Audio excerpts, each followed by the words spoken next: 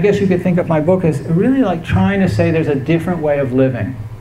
You know, that our whole culture, the West and the modern world in general, are totally future directed. Oh, everything is coming in the future, and it's going to be the second coming of Jesus. But you know, the future isn't necessarily going to be more wonderful or better. And actually, you know, we're habitually like allergic to the present moment. In so many ways, people are unmindful of what's happening right now. I mean, this is like the big difference as far as I'm concerned between East and West. You know, the West is all about the future tense. Everything is going to be better tomorrow. All energies are pointed towards tomorrow. And my feeling is that what Zen has to say is like, stop, stop. You know, everything you're looking for is here right now if you just live in a different way. If you just live in a different way. And so this book is really trying to say, you know, actually, our future orientation could really produce an apocalypse. If you read the Bible, you know, the Bible starts out with the creation, right? And God said, and then there's the creation, the world is created. And there's all this chaos and disorder, and there's a struggle between good and evil. And then at the end, there's the end, right? There's the apocalypse, right? And this is like woven into the fabric of how we think. And so if you read the Bible the way, say, people read the Bible not long ago, like a couple hundred years ago, the lesson of the Bible is that everything that happens is part of a plan. There's a plan. And each step is unfolding as it has to unfold. And it's unfolding in a way that's going to take us, first of all, to the total destruction of everything. And then it's going to take us to paradise, right? So there's this linear model of time. And basically, it's going to take us from creation to destruction to like the renewal of the world. And we're in a moment now where this whole way of thinking, I think, has been called into question. The more and more we know about the world, the less and less it seems that we can predict with absolute certainty what's going to happen next, you know. So I think this means we live in like a totally different world from our ancestors, because we constantly, you know, the world is like governed by like probabilities, not certainties. And the idea that everything that happens is going to be part of a master plan, I think that's becomes sort of like harder and harder to believe. And I think the result of knowing that that's not, you know, this is why we're having all these conflicts over evolution in the school, you know, because what science is telling us is like really threatening in a lot of ways. And we don't have the cultural equipment to deal with this new image of the world where, you know, tomorrow could be quite unexpected. You know, is global warming real or not? You know, and you have this debate, and it is hot today, I have to admit, you know. I mean, I think it's happening, but what do I know? I teach English, you know. And some of the best minds in the world don't know, they don't know. And they can't know, because it's really probabilities, right? There's a high, at least as I understand it, this is really, the future is really in many ways unknowable. It's not waiting for us. It's an open question. The future is really like open. It's an open question. And probability or chance is actually a real element of our existence. So I think the reason apocalypticism has become so powerful now is because we're terrified of this new universe we've entered. Really terrified.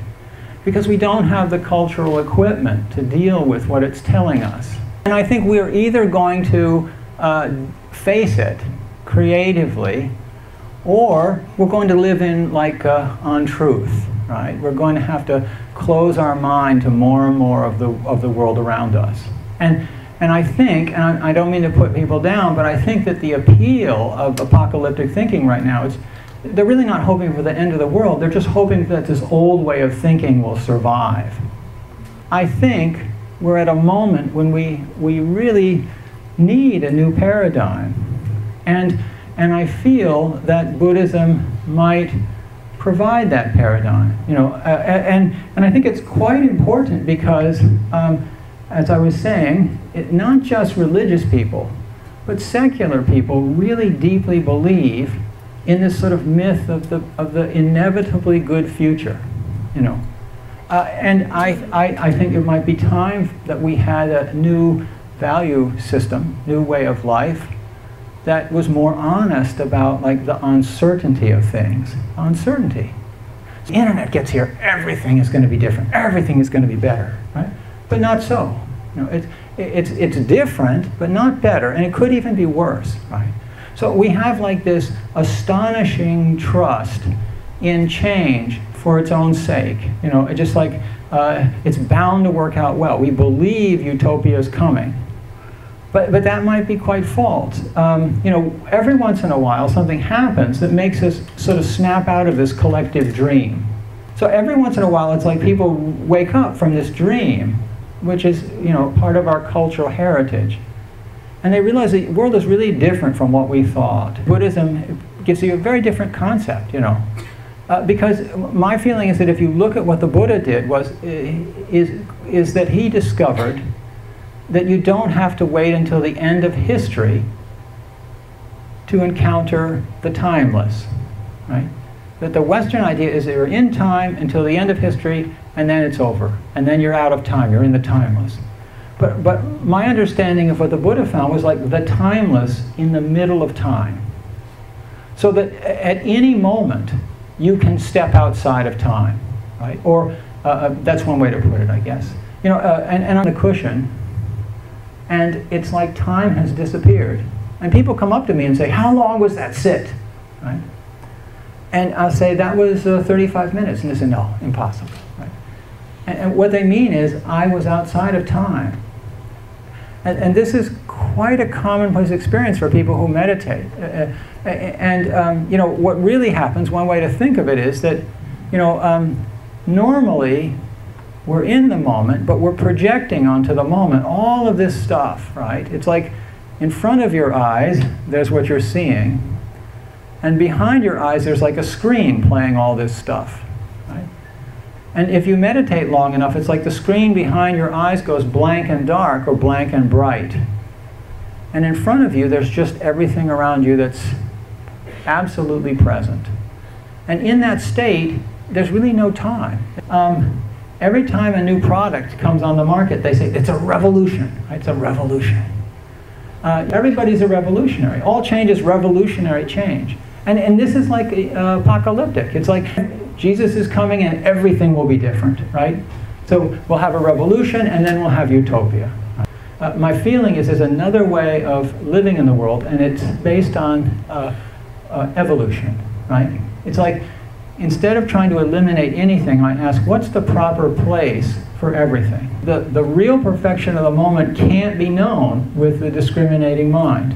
We create these images of order, but they're not really order. And this is, I think, like the last lesson of my book, which is that the only way to live in a world that's really complex, in a complex world, that's uncertain and constantly changing, is to live with that deeper unconscious mind at the center of your life. And that's what we do when we do meditation.